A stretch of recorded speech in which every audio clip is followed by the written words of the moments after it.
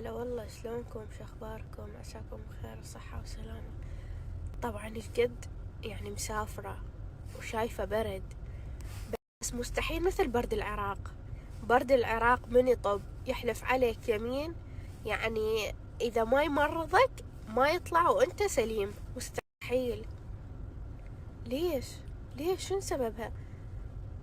يعني هسه انفلونزا بالعظم، انفلونزا بالدماغ والبلاعين مطبقة والخشم يخرخر والوضع كله متخرخر. ليش؟ شو سببه؟ تصعد بالسيارة التدفئة تنزل باردة جوا الثلج، انه ما تدري شو تسوي بحياتك، شغل تدفئة تنزل تتمرض، تصعد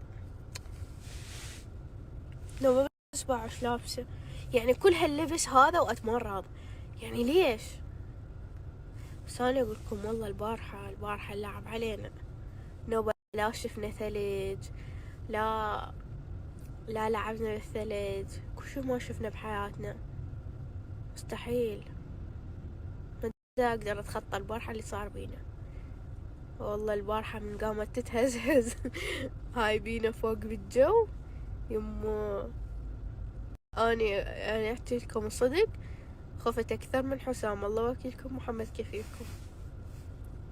ردنا نوقع على ثانية لما الله ستر علينا، الله ستر علينا ورجعنا بالسلامات، ولا كان وقعنا. دير بالكم وحد يروح، ترى مطر وهواء والوضع كلش متكركب. هي اقولكم حلوة كلش تصير من ينزل الثلج، بس والله اللعب علينا. انه ادري اني صغيرة وجريتكم هناك، انتو كبار، ليش يعني ما قلتوا لا ما نروح ماكو ثلج؟ عليش تمشون ورايا؟ والله صوت كلها نور